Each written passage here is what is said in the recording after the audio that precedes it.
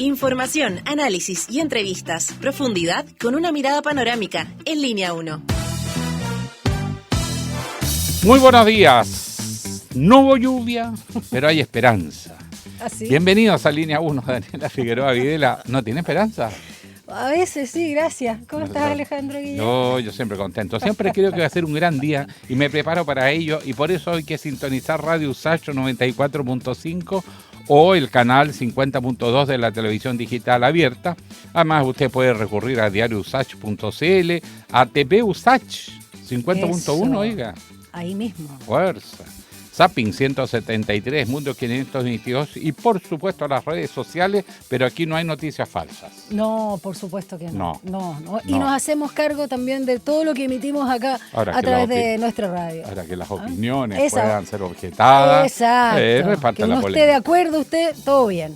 Una jornada bastante agradable, igual hace frío, pero rico en este día bisagra, miércoles 3 de ¿Tanto septiembre. Que anunció lluvia y se No, nada de lluvia, Alejandro. 5,8 grados tenemos a esta hora.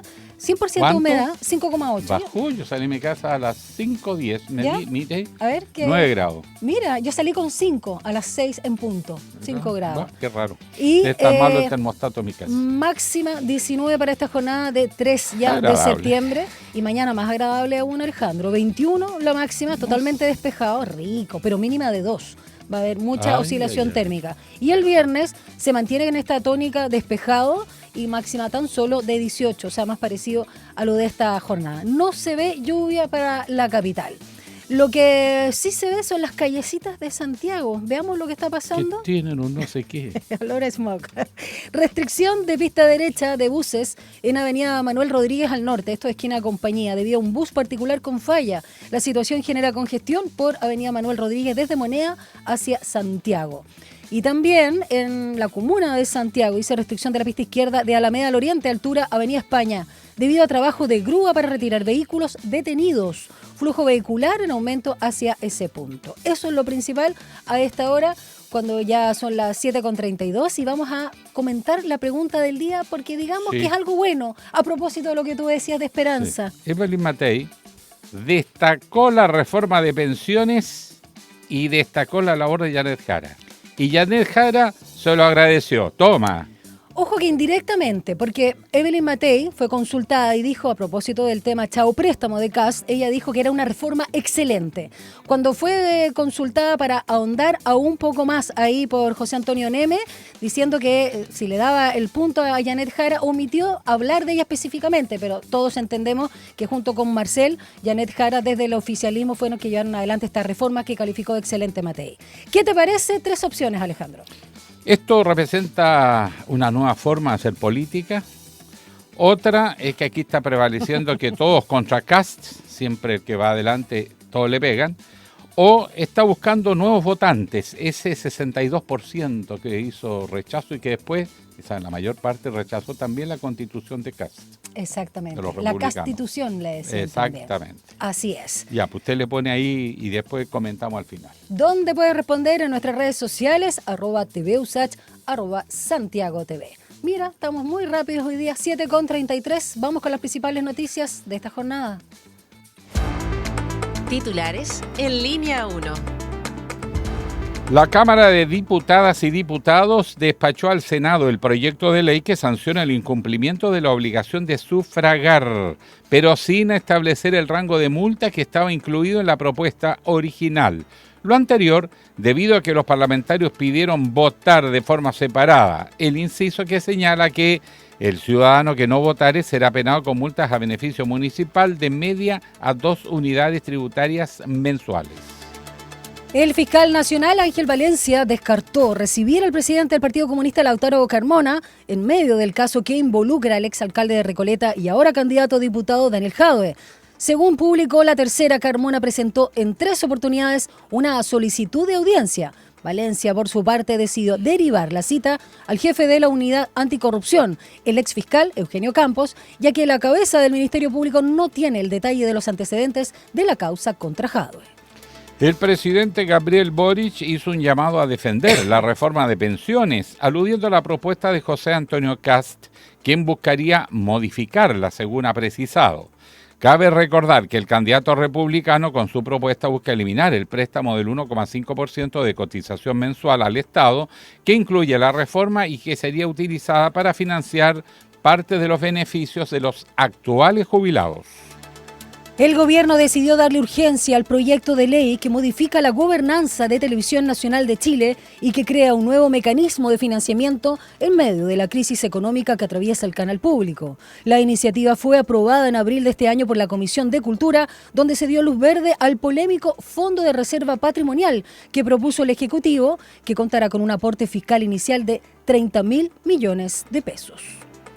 El presidente de Argentina, Javier Milei, se refirió a los dos audios filtrados y que se le adjudican a su hermana y actual secretaria general de la presidencia, Karina Milei, y aseguró que hay espías que se disfrazan de periodistas, en referencia a Jorge Rial y Mauro Federico, los principales apuntados por la Casa Blanca, de la Casa Rosada, perdón, por la difusión de las grabaciones. El mandatario además citó al titular de la Cámara de Diputados, Martín Menem, cuyo mensaje escrito minutos antes dice que un nuevo audio que trascendió por la mañana en un canal de streaming uruguayo habría sido grabado dentro del Congreso.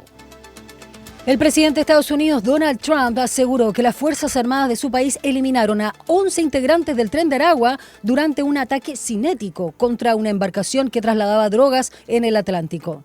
Trump publicó en su cuenta de Truth Social un video del Comando Sur del ejército estadounidense donde se observa una embarcación siendo monitoreada segundos antes de ser eliminada con un misil.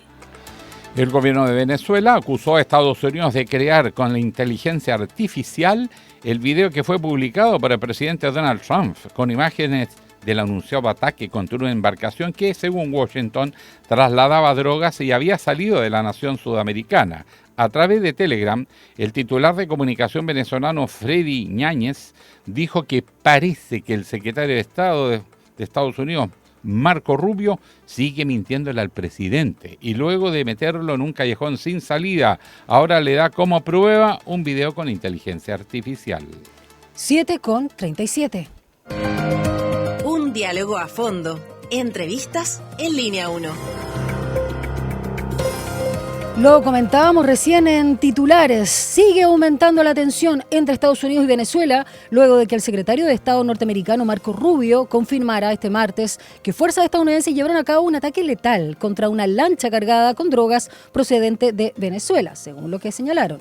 Por su parte, el presidente venezolano Nicolás Maduro acusó a Estados Unidos de querer apropiarse del petróleo venezolano gratis tras el ataque militar a la embarcación. De este tema vamos a conversar nuevamente aquí en Línea 1 con Claudio Coloma, especialista en relaciones internacionales por la Universidad de las Américas, doctor en ideología y análisis del discurso de la Universidad of Essex en Reino Unido, además de bastante títulos de posgrado en estudios internacionales, como el magíster acá en la Universidad de Santiago de Chile. Periodista también, por si fuera poco. Muy buenos días. ¿Cómo estás, Claudio? Hola, Daniel, Alejandro, como siempre, encantado. Gracias por estar con nosotros. Estamos más encantados todavía, profesor, porque nos encanta conversar y sobre todo entender los sucesos noticiosos más allá de lo que se dice. En este escenario, ¿qué credibilidad tiene el ataque? Porque parece que le pegaron. Ahora le pegan, pero no se ve imágenes que hayan asegurado que dentro de esa embarcación iba lo que se dice que iba. Toda una historia alrededor de esto. Ciertamente, Alejandro, había información ayer circulando respecto a la posibilidad de que las imágenes que se entregaron hayan sido construidas por inteligencia artificial. Así es. Independientemente de eso, me parece que una pregunta central hoy día es, si asumimos que hubo un ataque y se abatió a una embarcación, la pregunta central aquí es si acaso esa embarcación tenía droga y cuánta tenía, y si los miembros de ese tráfico, las personas, eran realmente de las organizaciones terroristas que Estados Unidos declara. Sí, porque dice no tenemos información la a eso. versión, sí, sin ningún elemento de prueba y suena como especulativo. Y ojalá, si hubiese sido cierto, bueno, es otro escenario, pero ¿cómo Pero es muy establece grave un si fuera cierto llegar y disparar y Claro. matar a 11 personas, si es que Claro, fuese porque- cierto, aunque fueran traficantes de droga. O Es muy quién- grave. ¿O quién se sube a un barco hoy día a recorrer el Caribe? Además era una lanchita, sí, ¿para qué andamos también? A ver, ¿cómo podemos abordar esto, profesor Coloma? Porque estoy cruzado, porque por un lado hay que combatir el crimen organizado con todo, pero por otro lado, ¿cómo evitar el riesgo que se establezcan precedentes que después haga media laxa la distinción? Cuesta mucho poder determinar con total certeza cuáles son los intereses de Estados Unidos en desarrollar estas operaciones. Yo separaría primero el interés extremado que ha prestado la prensa nacional, no digo aquí en particular, pero si usted se fija en términos generales, el interés que la prensa le presta a este tema versus la cobertura que se está dando a la Summit de Shanghái, de cooperación de Shanghái en China, o la parada militar ayer de China, que es Mm.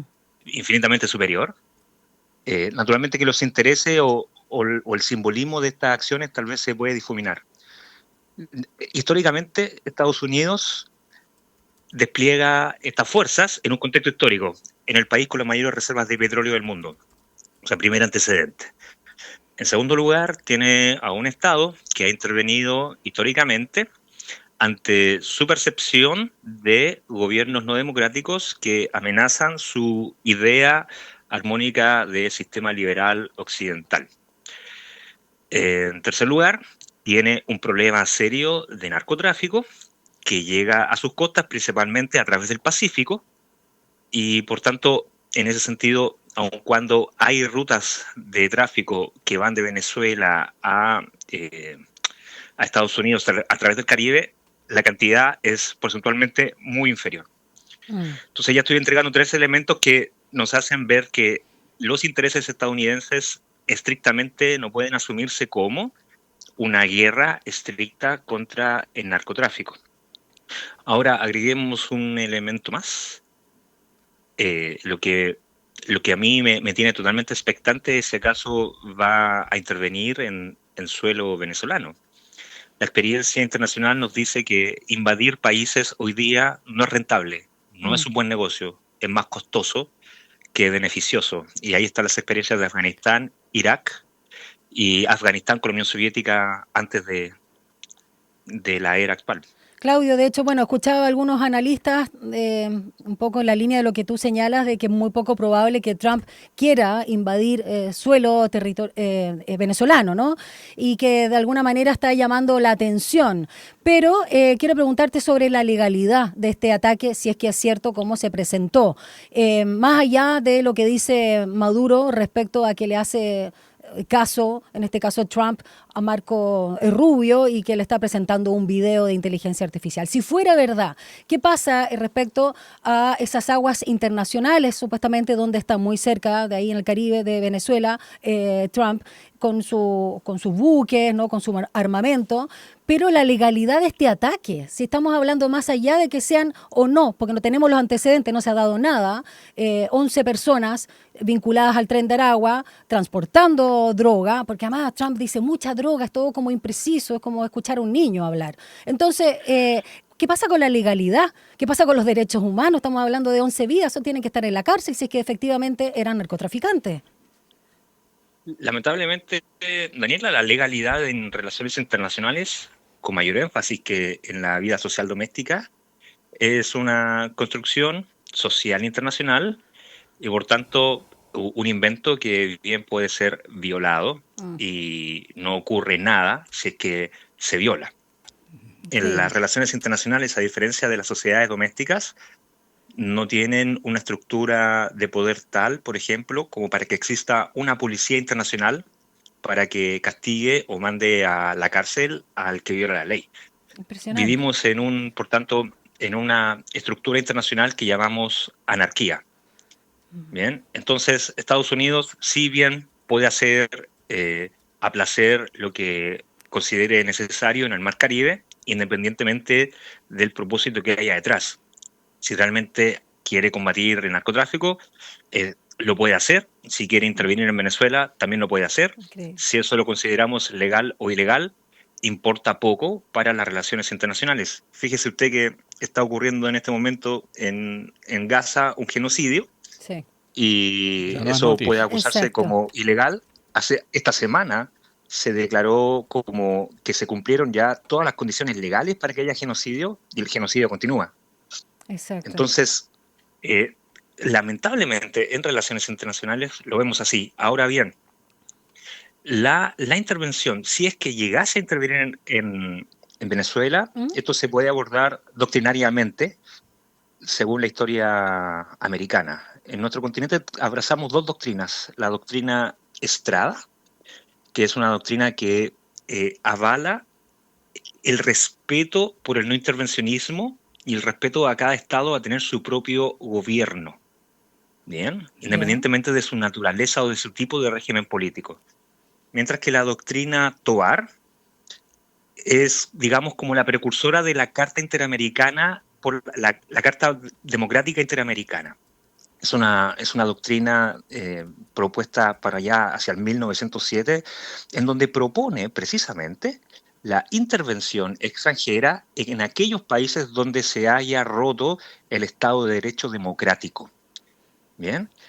Nuestra Estrada historia es más continental moderna. se ha debatido entre estas dos doctrinas. Sí, más moderna y lo que Estrada, ¿no? estaríamos, sí, Mm. y lo que estaríamos viendo hoy día, o estaríamos a punto de ver, digamos, es una vez más el cumplimiento de una vieja forma de practicar las relaciones internacionales más vinculada con este espíritu de Tovar, ¿no? Que es un espíritu bastante idealista. Que Bueno, nace hay de un- Genaro Estrada, canciller mexicano. Hay un retroceso Mexicano, en todo sí, caso. y Rafael Tovar, ecuatoriano. Ecuatoriano, sí. Hay un retroceso de todas maneras en el orden internacional. Ya en todo lo que uno lee dice crisis, crisis, lo dicen los analistas, los científicos, y hay una cierta percepción. Pero en el caso particular frente a Venezuela, recordemos la historia. Estados Unidos atacó Irak, en la época de Saddam Sí. Hussein, con sus aliados europeos, bajo el pretexto que habían armas de destrucción masiva, que si hubiesen existido se las habrían vendido ellos mismos. Pero resulta que nunca las encontraron, pero igual se quedaron y tomaron control de los pozos petroleros. ¿No será ese también un propósito en medio de un régimen desprestigiado como el venezolano, deslegitimado sin ninguna duda? Ciertamente, Alejandro, ese tipo de observación está dentro de, o está sobre la mesa. Y se lo planteaba inicialmente, ¿no? O sea, tenemos fuerzas navales estadounidenses frente a las costas del país con las reservas de petróleo más grandes del mundo. Eso jamás lo tenemos que desconsiderar. Y no solamente Irak, ¿no? O sea, la crisis política siria, la guerra civil, se llevó a cabo también mediante explotación del petróleo de manera escondida por parte de empresas petroleras occidentales. Es decir, el negocio no paró. Y recién esta semana, Siria comienza a vender oficialmente sus primeros 200.000 barriles después de 15 años de guerra civil. Lo que trato de decirles es que efectivamente hay, a mi juicio, intereses en términos de no dejar de aceitar la máquina militar que tiene Estados Unidos. Un ejército así de poderoso y sin guerra en este momento. O sea, si hay algo que caracteriza a Trump es que en sus dos periodos ha sido el único momento en casi 70 años en que Estados Unidos no participa directamente en guerras. Bien, no pisa suelo en territorio de terceros países. Pero sin embargo, ya desde la retirada de Afganistán en el 2021, con Biden, esa tremenda maquinaria militar que tiene Estados Unidos necesita aceite, necesita funcionar. Y no solamente necesita funcionar, sino que en torno a la industria militar estadounidense hay un círculo económico directo e indirecto muy virtuoso que no puede parar de la noche a la mañana. Y ya con Afganistán salieron de todas las guerras. Por eso Biden interviene en Ucrania de manera indirecta, porque hay que seguir echando el aceite a esta máquina militar que es tan virtuosa para la sociedad y la economía estadounidense. Claudio, ya que hablas Entonces, de la máquina, perdón, solo preguntarte ¿sí? brevemente, en el caso de que se pudiesen enfrentar, lo dudo, pero ya que Maduro anda diciendo, bueno, él dice varias cosas, ¿no? A Trump que podría manchar sus manos de sangre si inicia una guerra con Venezuela. Digamos, como potencias bélicas, me imagino que Estados Unidos se come con zapato a Venezuela, ¿no? Es que claro, el cálculo no es tanto si gana y gana en qué términos. El cálculo es, la noticia hasta el día de hoy es que se han reclutado o se han movilizado Sí, 8 millones de venezolanos y venezolanas. sí. Más frente al poderío militar estadounidense, son 4.000 personas de las Fuerzas Armadas estadounidenses que están desplegadas frente a las costas, pero con un poderío militar enorme. O sea, eso es una Tecnología. carnicería. Claro, porque es Estados como Unidos pasa con podrá... Israel y Palestina. Claro, entonces el cálculo o el costo me parece que debemos medirlo en ese sentido. Y de esos 8 millones, permítame, o sea, la fuerza militar venezolana corresponderá a un porcentaje muy bajo, es decir, estamos hablando de ciudadanos comunes y corrientes, lo cual refleja un dato adicional que poco se habla, Alejandro y Daniela. Este tipo de crisis nos han permitido ver a lo largo de los días, desde que se inició, que Maduro tan solo, tan rechazado, no está dentro de Venezuela. Cuando emergen este tipo de problemas en donde la amenaza a la soberanía nacional está en juego, el nivel de identificación con el régimen Sí. tiende a crecer. Ya lo vimos ya con la crisis del Esequibo en Guyana hace un par de años atrás. De hecho, si usted se fija, Enrique Capriles Radonsky está silenciado. Me gustaría saber cuál es su posición frente a esta situación. La única líder que la he visto totalmente asertiva respaldando esta actividad es María Corina Machado, pero ella representa un sector muy específico de la oposición venezolana. No, de hecho Entonces, Capriles sí habló y dijo que quienes defienden a una invasión estadounidense no viven en Venezuela. O sea, finalmente como que el costo obviamente lo van a pagar la gente que todavía está en territorio venezolano, a propósito del éxodo de estos casi 8 millones de venezolanos, ¿no? bueno, ahí lo tiene usted, pues. Claro, o sea, no es una posición respecto a anunciar que esto se va a acabar, vamos a traerle la libertad a Venezuela. Es decir, hay reacciones más ponderadas que al momento de enfrentar una invasión o un desafío como este, naturalmente que la defensa de la República, digamos, va a tender a, creo yo, a transversalizar el apoyo al régimen o a la defensa de la soberanía. Y guste o no nos guste, quien encabeza el liderazgo y el control de esa república es Maduro.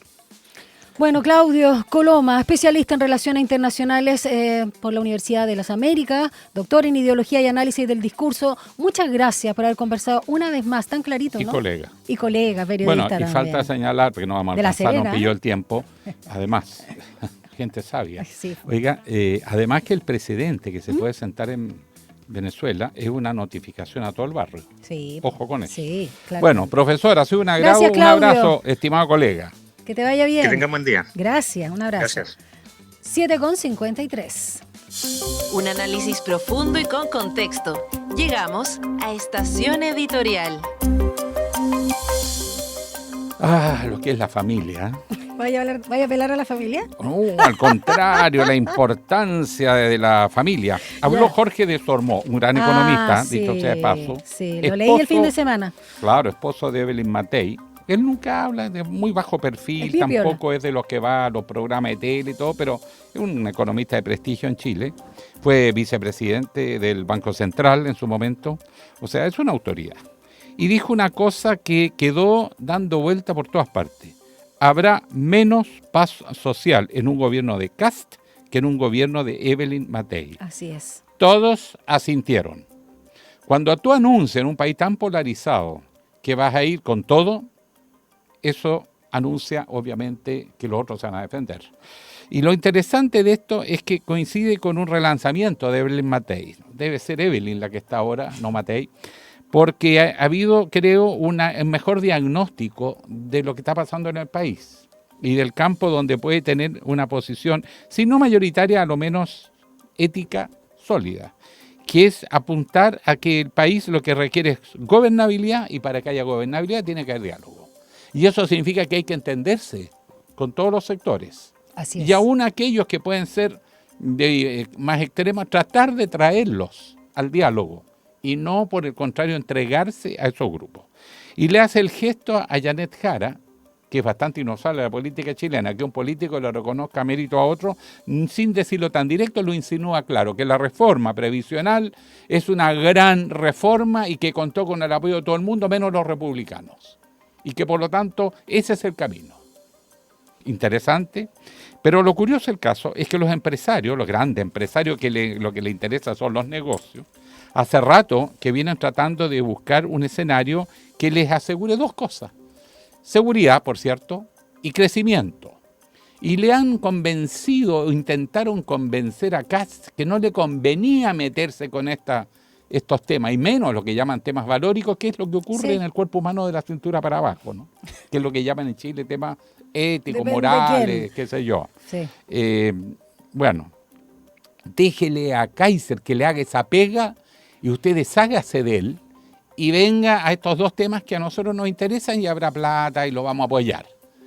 Pero esto es como cuando al monstruo le ponen terno, pero de repente se tienta y estira la mano y aparece la pezuña. Porque cayeron en la trampa, le pusieron el tema de la gobernabilidad y cómo reaccionan en el Partido Republicano, empezando por el presidente del partido. El presidente, que además es alcalde, candidato a parlamentario, ¿Galilea? Arturo Esquella. Ah, Esquella, de republicano, De inmediato se pone en el evento de que la izquierda más dura, la izquierda intransigente, la izquierda violenta, saliera a las calles frente a un gobierno de derecha, cualquiera sea, ¿quién le gustaría a los chilenos que tuviera el sartén por el mango? O sea, se pone en el peor de los casos, que es justamente lo que los demás quieren evitar. Y por lo tanto generó un cuadro donde todos terminaron alineados contra Kast.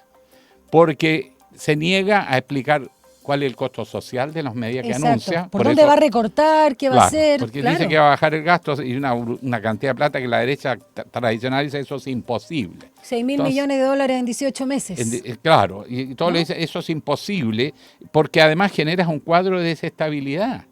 En Chile, la gente, la inmensa mayoría no vive del salario, vive del ingreso.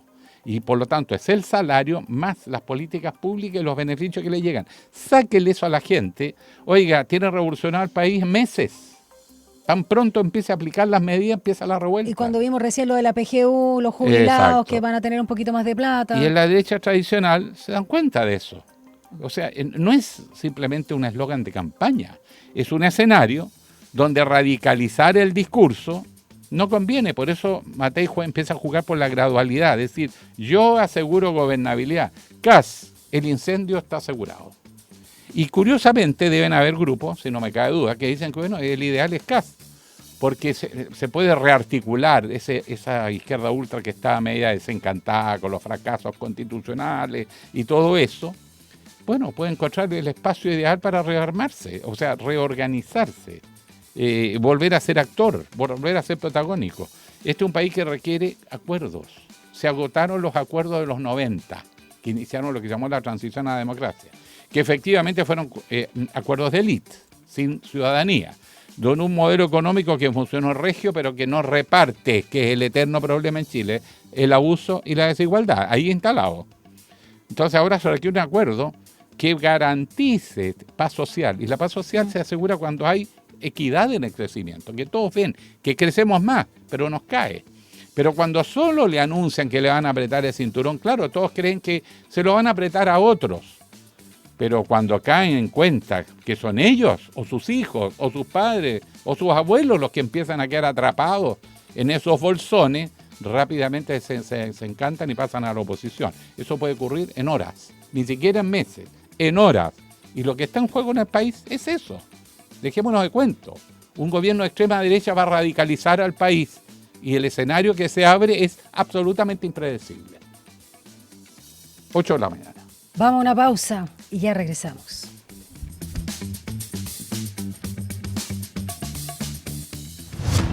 Una breve pausa y ya regresa Línea 1.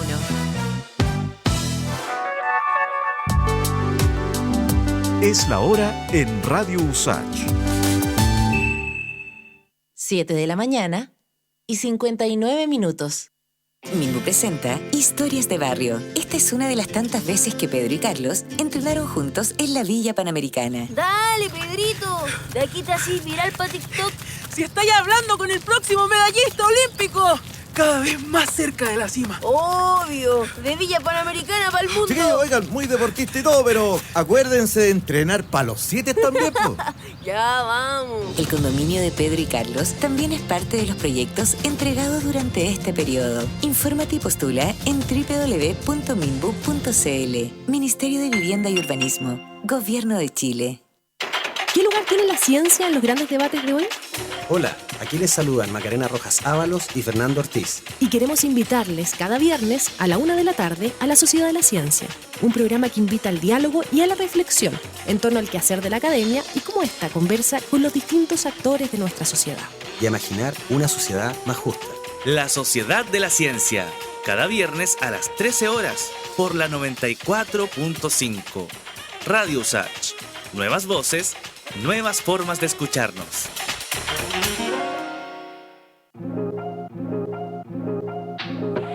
Sé parte de nuestra franja cultural en Artes y Oficios los lunes y viernes a las 17 horas. Teatro, danza, música, cine, artes visuales, literatura, tradición y vanguardia.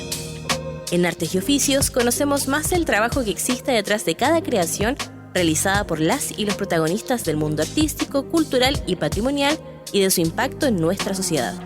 La invitación es a discutir la cultura con todas sus aristas. Juntémonos en la 94.5 los lunes y viernes a las 17 horas. Radio USACH, nuevas voces. Estamos de regreso en Línea 1. Titulares en Línea 1.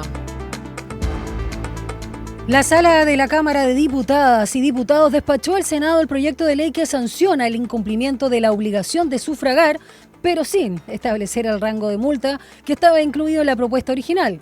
Lo anterior debido a que los parlamentarios pidieron votar de forma separada el inciso que señala que el ciudadano que no votare será penado con multa a beneficio municipal de media a 2 unidades tributarias mensuales. El fiscal nacional Ángel Valencia descartó recibir al presidente del Partido Comunista, Lautaro Carmona, en medio del caso que involucra al exalcalde de Recoleta y ahora candidato a diputado Daniel Jadwe. Según publicó el diario La Tercera, Carmona presentó en 3 oportunidades una solicitud de audiencia. Valencia, por su parte, decidió derivar la cita al jefe de la unidad anticorrupción, el ex fiscal Eugenio Campos, que va a la cabeza del Ministerio Público y que no tiene, además él, particularmente en Valencia, dice, los detalles de los antecedentes de la causa contra Jadwe. El presidente Gabriel Boric hizo un llamado a defender la reforma de pensiones, aludiendo a la propuesta de José Antonio Kast, quien buscaría modificarla. Cabe recordar que el candidato republicano, con su propuesta, busca eliminar el préstamo del 1,5% de cotización mensual al Estado, que incluye la reforma y que financia parte de sus beneficios. El gobierno decidió darle urgencia al proyecto de ley que modifica la gobernanza de Televisión Nacional de Chile y que crea un nuevo mecanismo de financiamiento. Eso en medio de la crisis económica que atraviesa el canal estatal.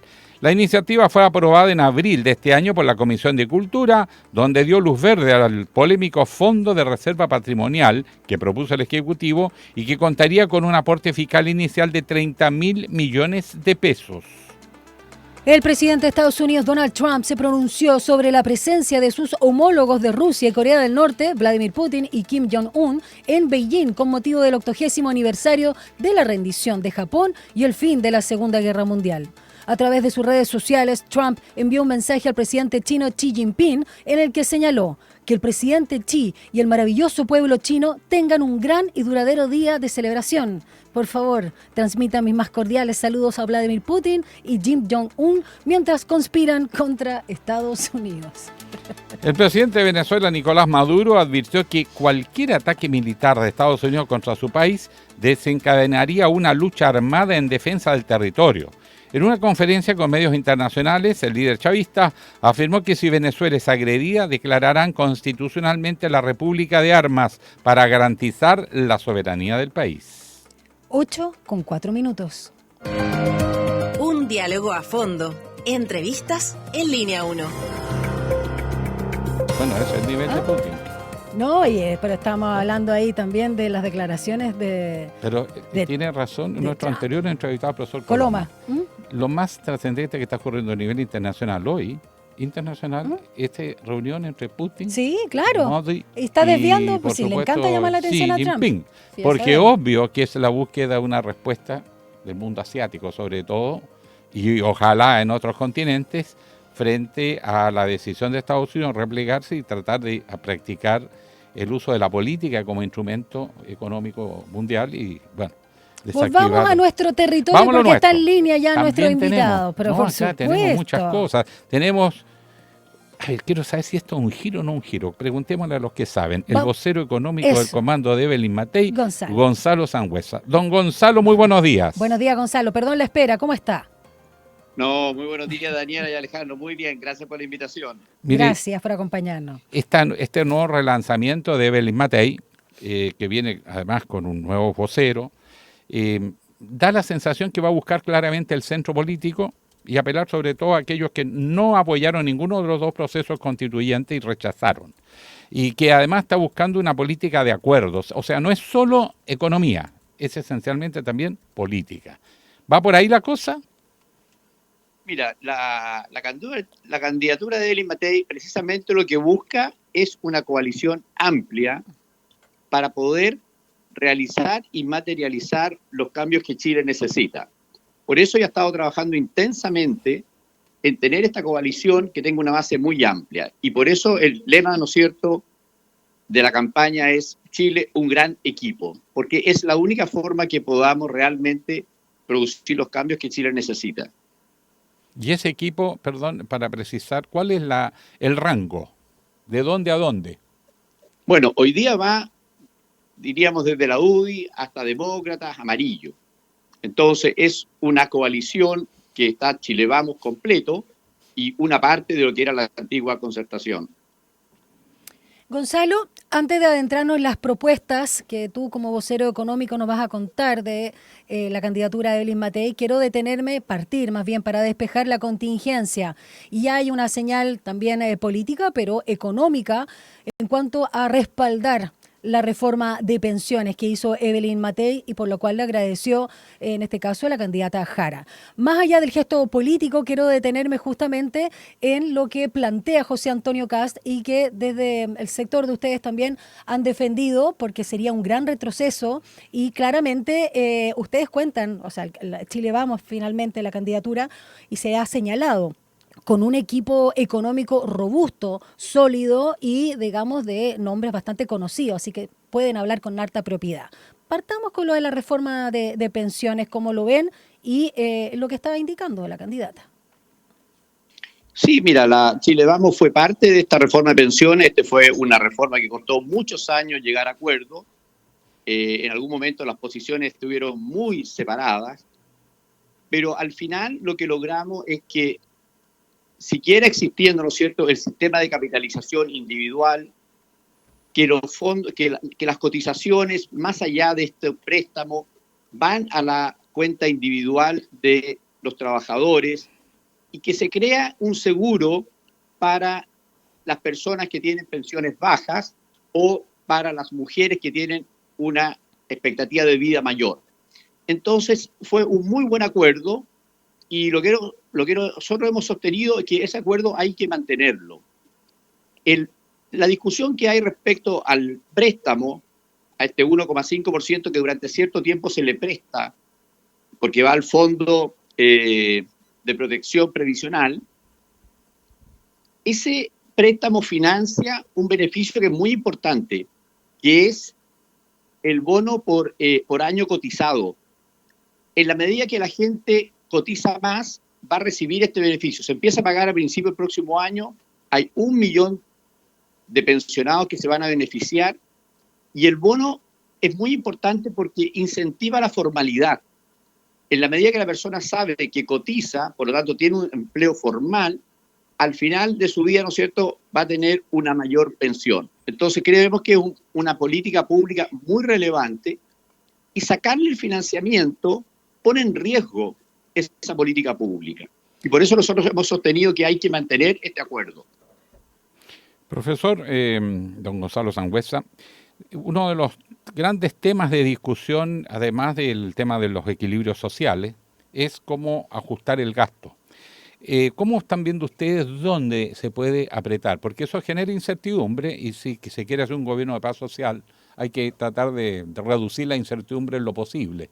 ¿Dónde están los cuellos de botella, el gasto excesivo que permite llegar a cifras significativas de baja, ¿no es cierto?, del gasto?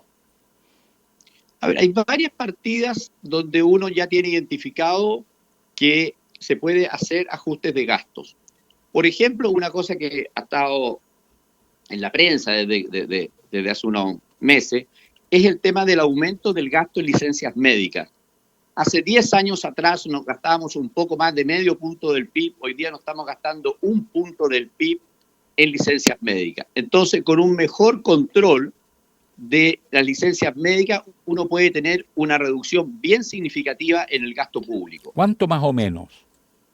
Eso puede ser 600 millones, 700 millones de dólares al año.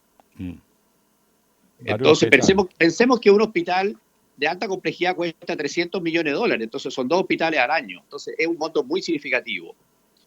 Después están todos los temas relacionados con, nosotros queremos, y la candidata Evelyn Matei quiere un gobierno de austeridad. Este es un país que no es rico, por lo tanto los recursos hay que cuidarlos, y hay las posibilidades de ajustar el gasto en materia de viáticos, en materia de exceso de horas trabajadas, etcétera. Si uno hace un gobierno más austero, también uno puede tener un monto significativo de ahorro. Está el tema de las compras públicas, por ejemplo. Nosotros creemos que el Estado compra del orden de 20.000 millones de dólares al año en bienes y servicios. Si uno es más eficiente, si uno aplica las técnicas que se aplican en el sector privado para hacer más competitiva esas compras, también uno puede tener un ahorro significativo. Y si uno va sumando todas estas partidas, uno llega a que razonablemente uno se puede comprometer a una rebaja de gasto del orden de 2.000 millones de dólares al año.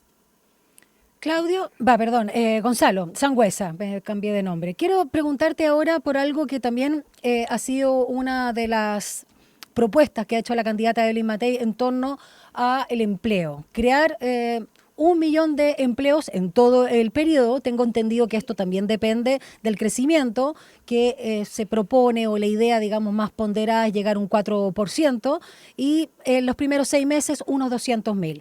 Antes de que nos cuentes la bajada de cómo se va a lograr esa meta ambiciosa, por cierto, preguntarte para despejar, a tu juicio y del comando de Evelyn Matei, ¿estamos en una emergencia laboral, como sostiene David Bravo, o estamos en un tema más estructural a propósito de la pandemia y de la nueva demografía, donde hay menos masa, digamos, útil para el trabajo, porque estamos envejeciendo más, estamos naciendo menos, y en relación también, por supuesto, a este cambio estructural que se viene dando y que no se van a recuperar esos 300.000 empleos que se perdieron de la pandemia, como también sostuvo Andrea Repetto, que hay que decirlo que es muy, muy bien, digamos, valorada en el ejercicio de su labor como economista. ¿Estás de acuerdo con David Bravo, emergencia laboral, o algo más estructural, como dice Repetto? Mira, si hay alguna autoridad en el mundo laboral en Chile, es David Bravo. O sea, él ha trabajado toda su vida con los datos del mundo laboral. Estuvo a cargo de Microdatos en la Universidad de Chile, ahora está haciendo ese trabajo en la Universidad Católica.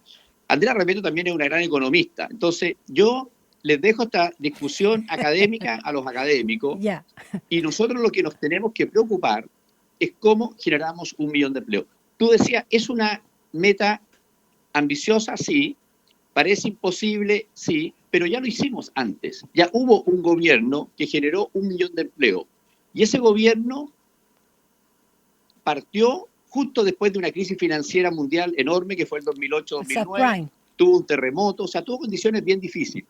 15 años después, nosotros creemos que perfectamente podemos crear 1 millón de empleos si le damos un impulso a la economía chilena. Yo digo, esto es como un auto que está detenido, si uno lo empuja va a partir y va a andar solo. Y tenemos muchas políticas que van a ayudar.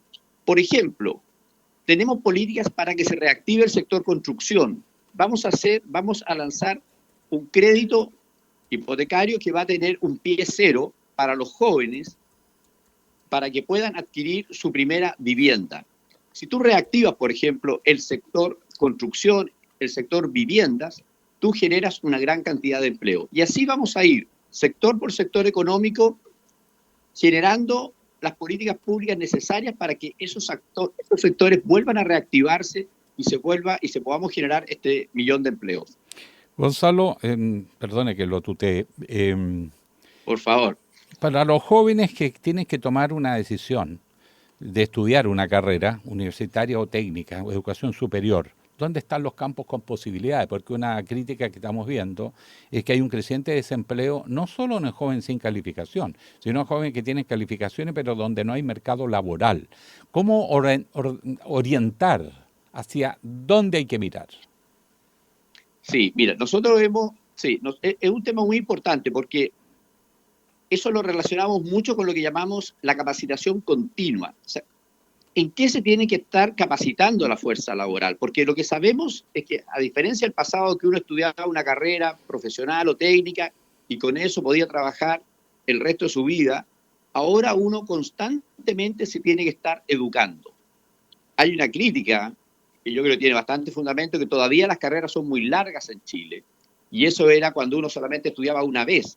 En el mundo moderno, civilizado, más que nosotros nos queremos comparar, los países más ricos, las carreras son más cortas porque entienden que uno se tiene que estar reeducando. Entonces, lo que vamos a hacer es juntar a las empresas con el mundo educacional de tal manera de que se entienda mejor cuáles son las capacidades, los conocimientos que se necesitan y sobre todo en la educación técnica, profesional, se entreguen esas capacidades a los estudiantes y sea más fácil, ¿no es cierto?, su tránsito después de un instituto técnico profesional a una empresa. Estamos conversando esta mañana acá en Línea 1 con Gonzalo Sangüesa, vocero económico del comando de la candidata Evelyn Matei.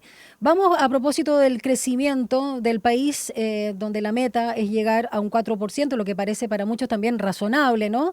¿Qué pasa con la baja de impuestos, ¿no? El tributo que han señalado varias veces también de reducirlo del 27 al 23%, también ir de acuerdo con la OCDE, ir bajando. Le pregunto si va a ser este proyecto tributario, no reforma, gradual, solo para estos dos sectores y cómo eso también se condice con el crecimiento más allá de lo que usted señaló de la inversión en ciertas áreas de la economía. A ver, para que tengamos más crecimiento de largo plazo, eso significa que sea sostenible en el tiempo. Uno puede tener un año un crecimiento al 4%, y después caer de nuevo al 2%. Sí. Lo que creemos es que existe un crecimiento sostenido por un periodo de tiempo, nada es infinito, pero por un periodo de tiempo más largo creciendo a tasa del 4%. Para eso tenemos que aumentar la inversión. Y una palanca para aumentar la inversión es bajar los impuestos, porque las empresas compiten con las empresas del resto del mundo cuando exportan o compiten con los productos importados, incluso con los servicios importados, las empresas nacionales. Entonces, si el resto de las empresas paga una tasa de impuesto de 23% y las chilenas pagan 27%, obviamente las empresas chilenas son menos competitivas. Entonces, lo que vamos a hacer es igualarle la cancha a las empresas chilenas, que paguen lo mismo que pagan sus competidores. Y eso va a generar un incentivo a la inversión. Si hay más inversión, va a haber más empleo, y ahí vamos llegando al 1.000.000 de empleos, hay más actividad económica y hay más recaudación fiscal. Entonces, es un círculo muy virtuoso. Y también vamos a bajar el impuesto a las pymes. Las pymes pagan 12,5% de impuesto hoy, lo vamos a llevar a 10%. Queremos que las pymes les queden más ingresos para que puedan seguir invirtiendo y seguir creciendo. Entre menos les saque el Estado, más posible es que ellos puedan reinvertir y crecer. Entonces, es una política muy potente para poder generar ese 1.000.000 de empleos que es el que estamos buscando. Porque estamos convencidos que el empleo es lo que realmente permite que las familias progresen. Sin duda que usted tiene razón en eso del empleo. Si no hay empleo, ¿cómo va a progresar una familia? Y en particularmente se ha establecido un debate del mercado interno y el mercado externo. En general, las pymes chilenas, pocas son exportadoras, están más dirigidas al mercado interno, por lo tanto es importante ese mercado donde vivimos la mayoría de los chilenos. Pero el sector exportador es el que trae las divisas, que nos permite que se compren todos esos productos que se generan de alta tecnología en otras partes. ¿Cómo incentivamos una mayor diversificación de la economía exportadora chilena ¿Cómo nos aseguramos nuevos mercados en un mundo de tanta incertidumbre, donde se puede volver a prácticas proteccionistas y eso nos va a impactar? Porque una cosa es una anécdota de un producto o no, pero si se empieza a generalizar, eso se va a hacer complejo. ¿Cómo están mirando el escenario internacional y cómo nos acomodamos a él para salir más o menos bien parados? Tú tienes mucha razón, Alejandro. En los últimos 30 años habíamos vivido un mundo en que todos los países querían intercambiar bienes y servicios con el resto de los países. La incorporación de China a la Organización Mundial del Comercio dio una gran expansión al comercio mundial. Entonces, como que la marea iba para ese lado, nosotros tenemos acuerdos comerciales con gran parte de los países, por lo tanto era muy fácil para una empresa chilena exportar al resto del mundo. Las cosas han cambiado en los últimos años y está ocurriendo lo que se llama la desglobalización, es decir, los países se están protegiendo más y hay una tensión mundial muy grande entre dos potencias como son Estados Unidos y China. Por lo tanto, la política exterior chilena ahora va a ser clave.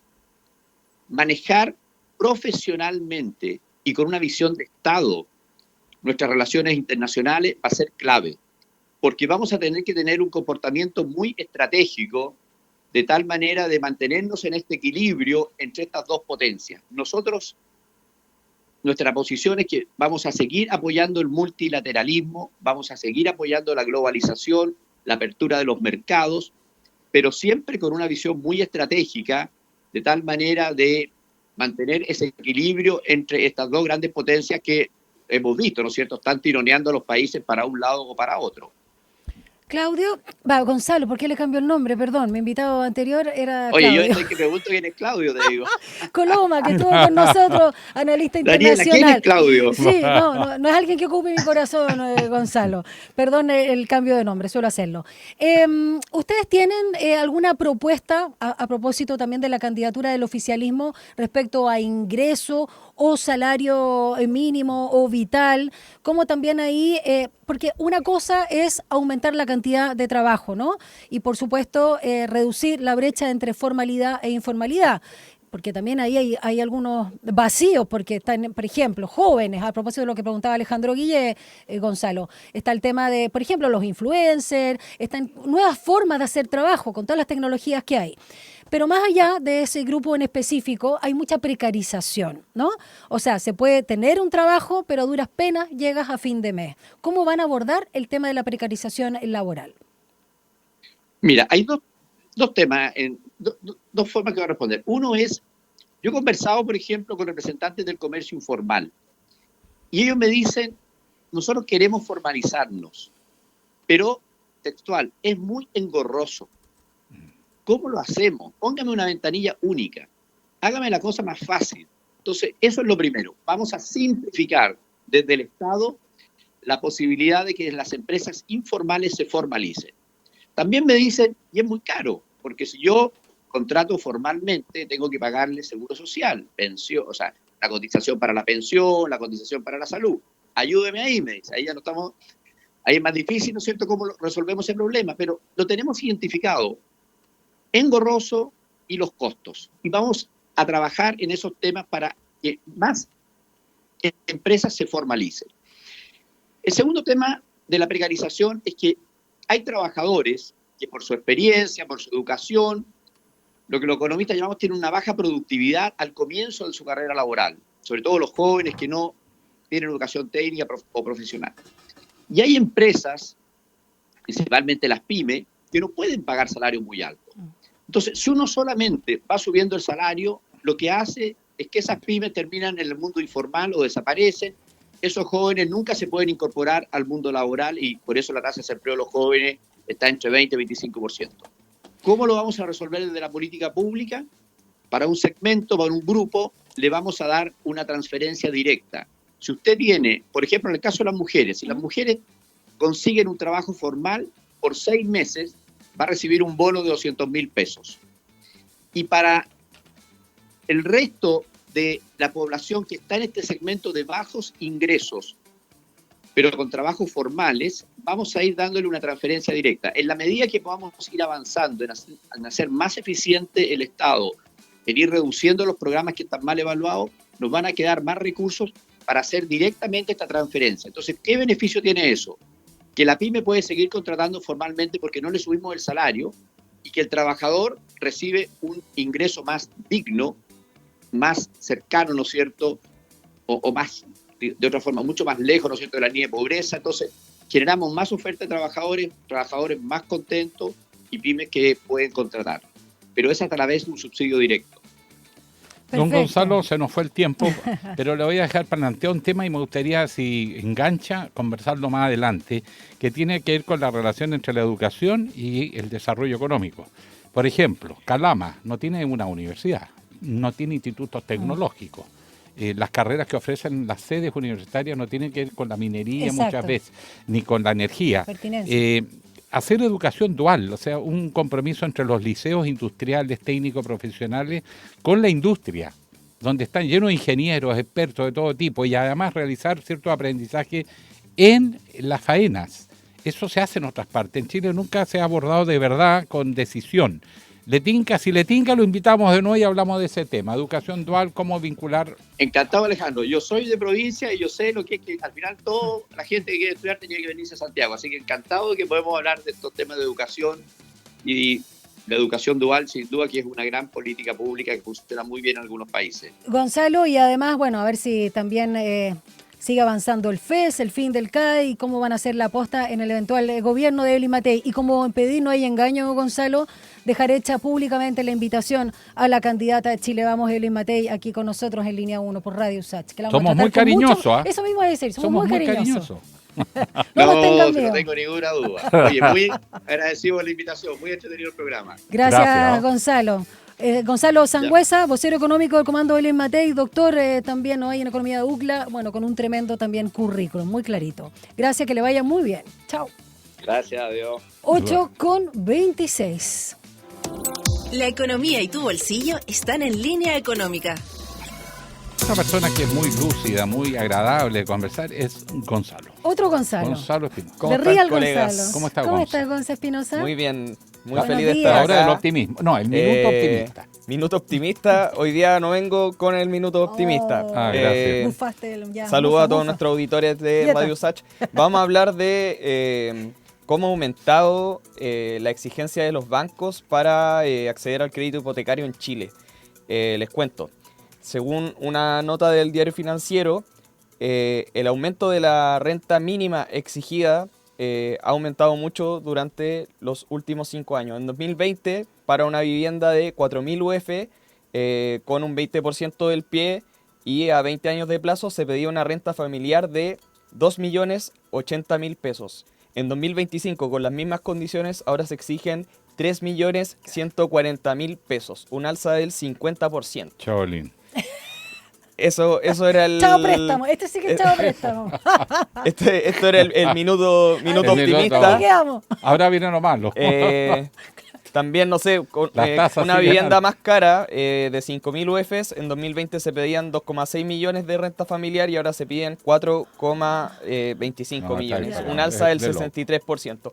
El precio de las viviendas en los últimos 5 años subió un 7% y el sueldo real de los chilenos y las chilenas solo aumentó un 3% en el mismo periodo. Sí, entonces, no se puede. comprar una vivienda, el sueño de la casa propia se ve muy lejano, y me quería tomar ahí con un pequeño espacio editorial con respecto a esto, que yo siento que es una discusión que se tiene que abordar dentro de las campañas presidenciales. Siempre se está hablando de el crecimiento económico, la macroeconomía, la seguridad, pero poco se habla de cómo podemos abordar el tema de la seguridad social plenamente y, como dice esta sección, la economía del bolsillo de las personas, porque yo siento que hay una perspectiva de no futuro en el país y eso es muy grave. Sin vivienda no hay familia posible. Y que eso se ejemplifica o es sintomático el tema, diría yo, de cómo afecta la salud mental y lo que estamos viendo, de lo que hablábamos ayer también en el programa, que es muy sintomático que la gente se está haciendo daño en el metro. También el tema de endeudarse si un familiar se enferma, entonces uno ahí se empieza a preguntar ¿para qué uno trabaja? tiene esto Exacto, sentido, sí. cómo yo me puedo proyectar en mi vida. Totalmente de acuerdo, Gonzalo. Si al final no puedo desarrollar ningún proyecto básico como poder tener una casa propia. Totalmente de acuerdo. Me comparto absolutamente su opinión editorial, Gonzalo. Yo también. Porque además, si no resuelven esto, y lo único que digo que, ya que estamos de pesimismo hoy día, hace 100 años con la cuestión social, este era el tema, la vivienda. Seguimos en lo mismo. Es que en más de un siglo no aprendemos. Y le pone paralelo a la industria inmobiliaria, No hay así sociedad es voraz, posible. es espantosa. No hay es sociedad espantosa, es posible. puro negocio Exacto. y conflicto de intereses y cosas, ver lo que pasa en el Congreso, ver los casos que pasa con Hermosilla y las inmobiliarias también ahí metidas entre medio, y nadie dice nada, po. Es impresionante, demasiado interés en conflicto. ¿Algo más, Gonzalo? Tengo algunas cositas más, pero Póngale. en beneficio del invitado que viene, las voy a dejar para mañana. Bueno, me parece bien. ¿Qué capacidad, qué generosidad? Muy prudente de tu parte, Gonzalo. Vamos a dejar ahí un temita instalado que es el precio de la carne. Y con algunos datitos ahí de dónde pueden comprar más barato para este 18. Excelente. Son las 8:30, vamos a una pausa y como bien decía Gonzalo Espinosa, asado de osobuco, vamos a hablar de temas bien importantes para nuestro territorio, nuestra región, LATAM, como le dicen, ¿no? Latinoamérica. Así que quédense aquí en nuestra sintonía. Vamos y regresamos.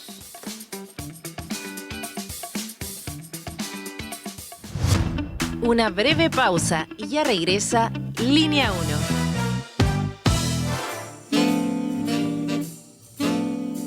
Cada día a las 20 horas los invitamos a disfrutar lo mejor del jazz y el smooth jazz.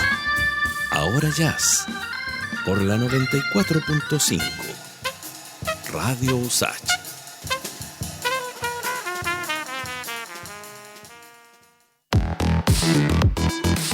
La crisis climática, los alcances de la inteligencia artificial, la ciencia de frontera, la economía, la salud, la educación. Porque el mundo vive tiempos de cambios y en medio de lo incierto, en Sin Pretexto buscamos respuestas a los grandes desafíos. El futuro nos inquieta, pero sabemos que se escribe en el presente. Te invitamos a una conversación profunda. Soy Mirna Schindler y te acompaño de lunes a viernes a las 6 de la tarde en Radio USACH. Sin Pretexto. Este 2025 te invitamos a Somos Expertas, Nuestra Voz. En esta segunda temporada podrás seguir conociendo las historias de vida de distintas mujeres expertas, sus trabajos, estudios e investigaciones que buscan hacer de este mundo un lugar mucho más justo. Conéctate a Somos Expertas, Nuestra Voz, cada miércoles y sábado a las 13 horas por la 94.5 FM, el canal 50.2 de la televisión digital abierta y en nuestras plataformas digitales. Radio USACH, Nuevas Voces. Hola, soy Daniela Valdés, periodista del Departamento de Extensión USACH y del sello Aula Records, y los dejo a todas y todos invitados a que sintonicen los lunes y los viernes a las 9 de la noche Atlas Musical de Chile, un espacio donde estamos revisando un disco chileno, ya sea de nuestra discoteca, de nuestro sello o recomendaciones que llegan al programa. Hemos estado con ensambles de cuerdas, solistas, grupos de cámara, nuestros elencos artísticos, entre otras composiciones de artistas nacionales.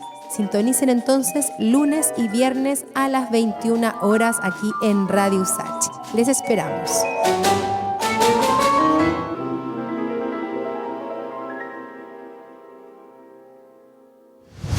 Estamos de regreso en Línea 1. Un diálogo a fondo. Entrevistas en Línea 1. 8 de la mañana ya con 33 minutos y te cuento que el Instituto Internacional para la Democracia y la Asistencia Electoral, IDEA Internacional, conmemora en Chile su aniversario número 30 con un evento regional titulado 30 años de IDEA Internacional, avanzando la democracia en América Latina y el Caribe por una región más inclusiva y próspera. El encuentro busca construir propuestas concretas para fortalecer la democracia en la región. En este marco se va a llevar a cabo el conversatorio de alto nivel Democracia, Inclusión y Prosperidad en América Latina, desafíos y oportunidades para una transformación sostenible, que va a contar con la participación de nuestra invitada, que dejo que la presentes tú, Alejandro Guille, que está aquí en nuestro estudio. Beatriz Argimón, ex vicepresidenta de Uruguay, actualmente esperando la carta para poder ser la embajadora de Uruguay ante UNESCO. Beatriz, perdona que la tutee, vicepresidenta, le debería decir. Por favor, Beatriz. A presidenta va pronto porque falta usted es la primera mujer vicepresidenta. Buenos días, Beatriz, ¿cómo está? Buen día y gracias. Está el camino a presidenta. En verdad fui la primera mujer que presidió primero mi partido. Partido Nacional. El Partido Nacional, que fue, me parece, más removedor todavía para el sistema que el haber después sido la primera mujer electa vicepresidenta, sí. Pero bueno, creo que uno culmina ciclos y ahora a veces está bueno dejar paso a nuevas generaciones también. Bueno, vamos a materia, porque usted llega en un momento en que todo el mundo habla de crisis de la democracia, de cómo mueren las democracias. Claro, uno cada vez que lee libros termina más deprimido, que los populismos de extrema, de un lado y otro, se van comiendo la democracia. ¿Usted es optimista o pesimista del futuro de la democracia? Yo soy optimista. Primero porque después de mucho tiempo países como los nuestros, además que han vivido dictaduras, a esta altura de la vida saben que la democracia es la forma mejor que nos hemos dado, obviamente perfectible, para vivir. El tema es que el mundo ha cambiado mucho, hay desafíos hoy, el mundo globalizado, no solo a los ciudadanos, nos está todos los días enviando mensajes lo que va a ser el mundo laboral dentro de poco, la inteligencia artificial, y por lo tanto todo eso tiene que repercutir en el sistema democrático. El tema, ¿cuál es la respuesta que especialmente los partidos políticos, que es donde se debe pensar y reflexionar sobre, bien, estamos en un momento de crisis, yo lo tomo como un momento de cambio, con dos particularidades. Primero, que tienen que ser cambios rápidos, porque todo está siendo rápido en este mundo, y por lo tanto, cuando hoy la ciudadanía nos reclama cosas, las respuestas no pueden eternizarse. Beatriz, también es interesante cuando vemos la región Latinoamérica pensar cómo estamos, el estado del arte, ¿no? Se habla de democracias plenas donde Uruguay, su país, y Costa Rica son las únicas, según The Economist, que tienen una democracia plena. Y nosotros en Chile, ya que estamos acá, estamos en la figura de democracias defectuosas. Luego viene también Panamá y Argentina con la misma categoría. ¿Cómo se establecen estos criterios para entender democracias quizás liberales hoy en el contexto del siglo XXI con esta tecnología y con estos tiempos, con estos ritmos? ¿Qué es lo que se valora ahí? Por eso yo hablaba de... ¿Por qué somos defectuosos? Quiero preguntar. No. Sí, la verdad que me parece que el término no es del todo adecuado a lo que nosotros vivimos en el día a día, ¿no?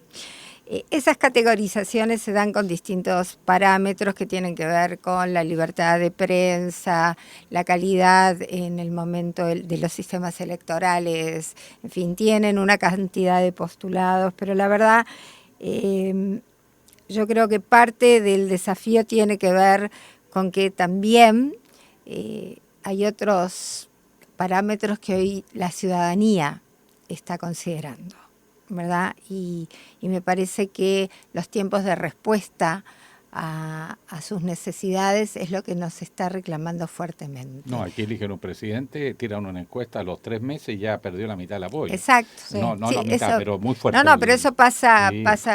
Es parte de lo que está pasando. También es verdad que hace muchos años difícilmente se nos consultaba con tanta asiduidad que pensábamos de nuestros presidentes. Beatriz, pero ahondando en este tema, escuchaba a Marcela Ríos, que también pertenece a IDEA, conversamos también nosotros con ella en alguna oportunidad y ella fue ministra de Justicia de nuestro país. Viendo un poquito, se me va a quedar uno quizá en el tintero, la participación, la representación, la obviamente expresión de la libertad de expresión, la separación de poderes. Por ejemplo, ¿por qué podríamos pensar que Chile y Argentina no están bien en esos ítems, ¿no? Que son los establecidos o los clásicos? Bueno, eso habría que preguntárselo a quienes lo hacen, ¿verdad? Yo en eso soy muy cuidadosa. Primero porque esto tiene que ver con cómo, con determinados parámetros, como tú decías, se mide la democracia desde un punto de vista técnico. A mí me gusta la democracia en los hechos, tal cual la vivimos. Y me parece que en ese sentido, para todos los que alcanzamos la democracia, sabemos que es perfectible y si somos perfectas o no, yo creo que los grados de perfección en sistemas tan dinámicos, difícilmente de catalogar. Yo lo que sí siento es que lo que las democracias estamos viviendo, aún quienes estamos categorizadas como democracias sólidas, son el tener que asumir los cambios vertiginosos que en los últimos tiempos han repercutido en los comportamientos de nuestra ciudadanía y en nosotros mismos. Entonces, la capacidad para tener esa suerte de gobernanza anticipatoria, adelantarnos a los efectos de las decisiones, es lo que nos está costando. Entonces, yo, si me permiten, quiero algo que para mí es importante. Hace 2 décadas atrás, la sociedad civil no estaba organizada como hoy. Hace solo 2 décadas, que en perspectiva histórica es nada. Hubo todo un movimiento y un reconocimiento de sectores determinados de nuestras sociedades que tenían reivindicaciones propias y que se pusieron en la agenda. No es aquello de que todos pedimos lo mismo, se empezaron a ver especificidades en términos de reclamos de determinados sectores de la sociedad, y eso es bueno para nuestras democracias, ¿no? Pero también es verdad que frente a todos esos reclamos, la respuesta requiere de otros tiempos. Para mí ese es el principal desafío, que obviamente tiene que ver con cómo los actores políticos empiezan a entender que es fundamental para nuestras democracias esos tiempos. Yo soy parlamentarista y a veces yo misma veía los debates parlamentarios que estaba presidiendo y decía, qué largo está esto. Y ya venimos repitiendo todos más o menos la misma canción.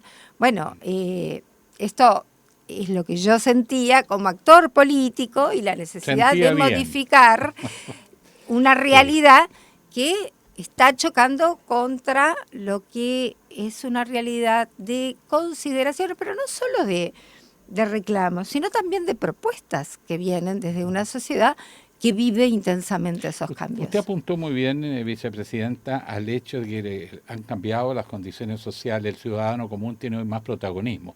Lo tiene en los medios de comunicación, en las redes, es consultado, da opinión, emite opinión, construye opinión también.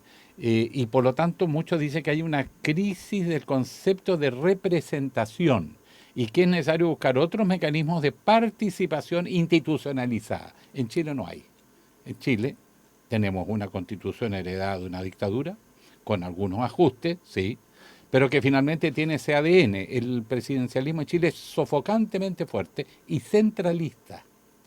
En consecuencia, el ciudadano no tiene participación institucionalizada en toma de decisiones, ni siquiera en el ámbito local. ¿Cómo fortalecemos la democracia representativa con nuevas formas de participación, de una democracia más sustantiva? Eso es lo que está en debate. Uruguay, por ejemplo, en su constitución tiene mecanismos de participación de la ciudadanía que con determinadas firmas de ciudadanos pueden presentarse y considerar un referéndum determinado. Hay distintas formas que hace muchos años las tenemos. Igualmente, creo que cuando hacemos todas estas evaluaciones, especialmente para los más jóvenes, a mí me gusta decirles que esas posibilidades que hoy tenemos de escuchar, de hacer nuestras propuestas, de ir a un parlamento y ser considerados, cuando yo era adolescente no la teníamos, porque teníamos una dictadura militar.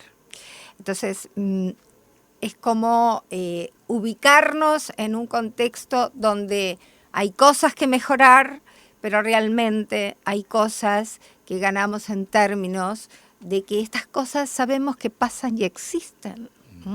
Y ese momento de crisis considerado como cambio es lo que creo que nos interpela el sistema político a efectos de estar a la altura de lo que estamos pasando. Por eso cuando IDEA nos plantea, bueno, este es el escenario, ¿qué hacer? Me parece que es muy importante el juntarnos quienes tenemos vocación de estar en el sistema democrático, de estar absolutamente convencidos que es por el sistema democrático por donde tenemos que transitar, pero también asumiendo que hay cambios indispensables. Beatriz, bueno, estamos conversando con Beatriz Argimón, como bien decía Alejandro Guillé, fue vicepresidenta, o ya se habla, ¿no?, de vicepresidenta como cargo, ¿no?, de Uruguay, y futura también, a propósito de la ratificación, embajadora de ese país, Uruguay, ante la UNESCO. Y a propósito de la IDEA, estos 30 años también, ha cambiado bastante el orbe y vemos también este orden mundial donde el eje asiático está tomando más protagonismo que nunca, más allá de las amenazas de Donald Trump. En ese sentido, más allá incluso de lo interno, con las autocracias que hay, tanto ya sea El Salvador o la dictadura en Venezuela, también lo que pasa en Argentina, que ya no sabría cómo catalogarlo, y ante eso, ese escenario también donde la ultraderecha está tomando mucho, valga la redundancia, espacio en la región también. ¿Cuáles son las principales amenazas que tiene la región, a juicio también de IDEA y de usted en particular, y que hay que abordar? Bueno, principalmente la actitud y el abordaje. Porque a veces uno deja pasar situaciones y cuando quiere acordar, la situación, como decimos nosotros, se desmadró. Entonces, a mí me parece que llamar las cosas por su nombre es importante, ¿tá? Durante mucho tiempo nosotros miramos a Venezuela como la referencia de la democracia en nuestro continente, cambió el contexto, cambió la situación notoriamente y por lo tanto estamos frente a una dictadura. Y esas cosas a veces llevan su tiempo en ser consideradas. ¿Por qué? Y bueno, porque muchas veces creo que se antepone las ideologías ante lo que verdaderamente está pasando a los pueblos. Y las democracias tienen postulados que son innegociables. La libertad de expresión, la independencia de los poderes, por supuesto la certeza de un sistema político transparente. Todas esas cosas son la base de una democracia.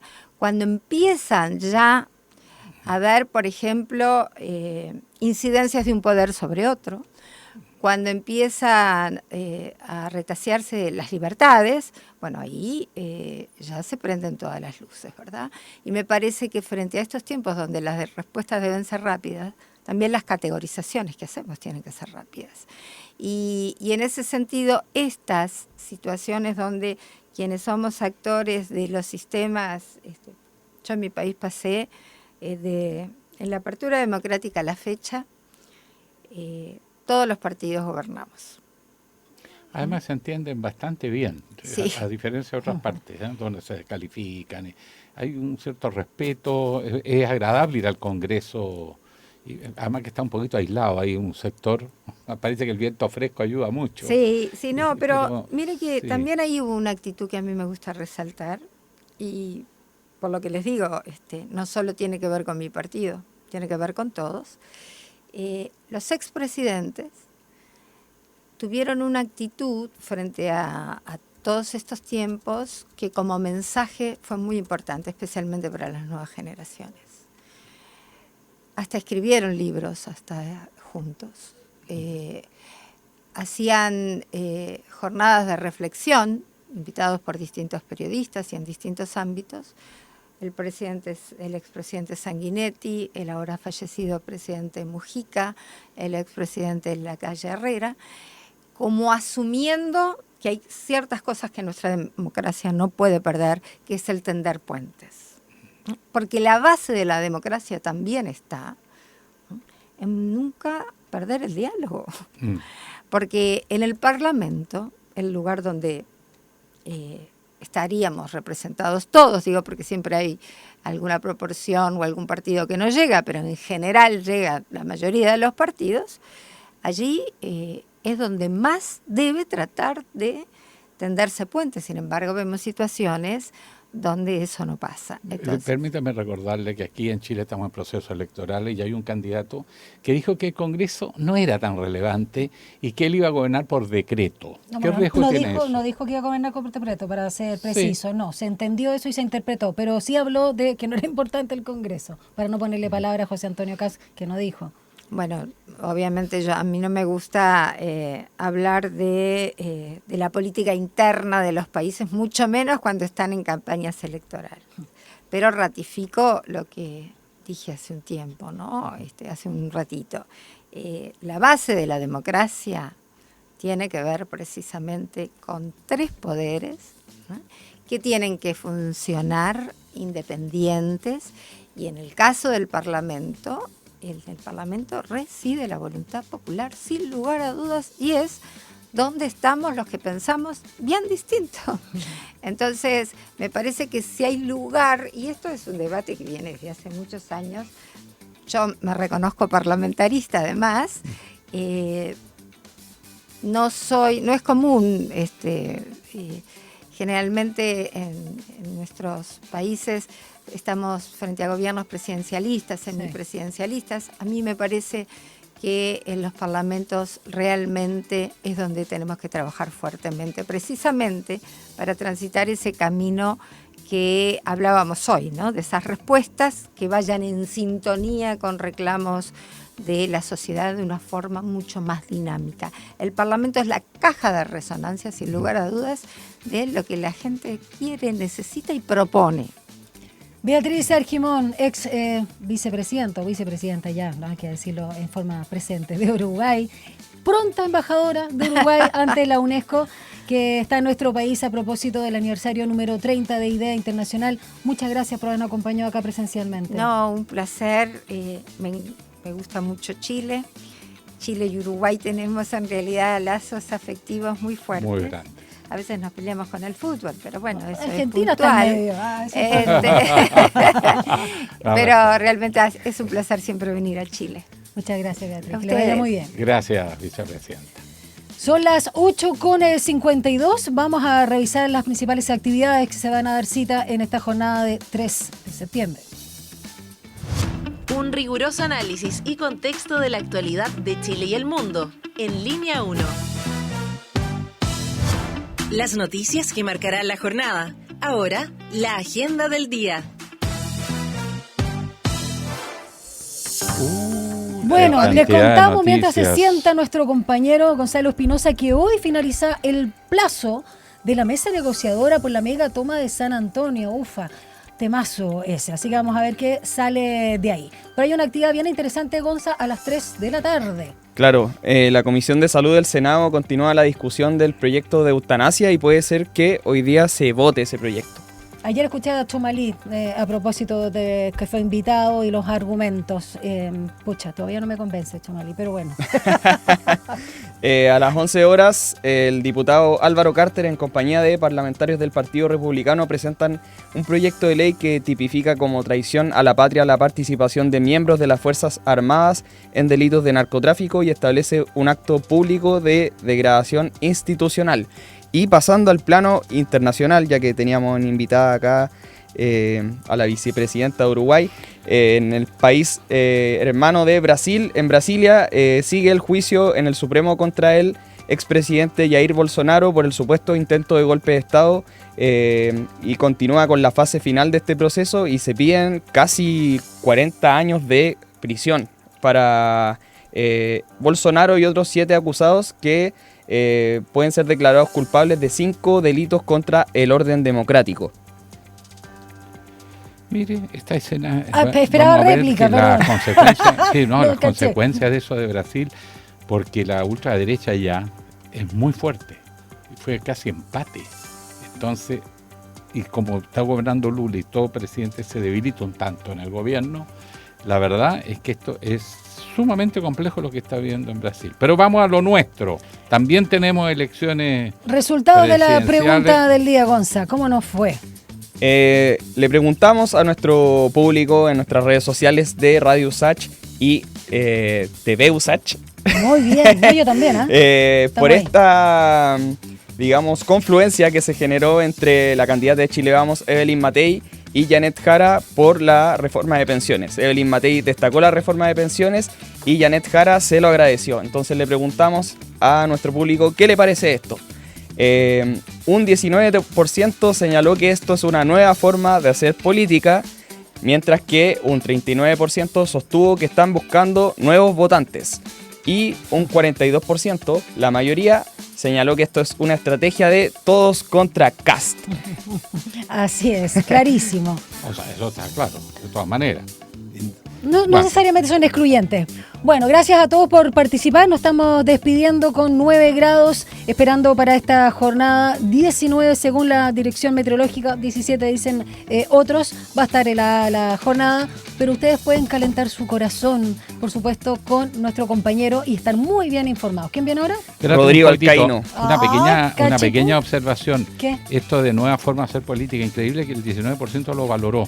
Sí, y buscar nuevos votantes como legítimo. Yo creo que estos resultados hablan mucho de lo que la mayoría de los chilenos quieren. Acuerdos. Acuerdos. Eso. Y en ánimo de acuerdo, los dejamos con... Nos vamos con Rodrigo Alcaíno y el enlace USACH. Sigan conectados con Radio USACH. Que tengan Nos lindo vemos día. mañana. Chao.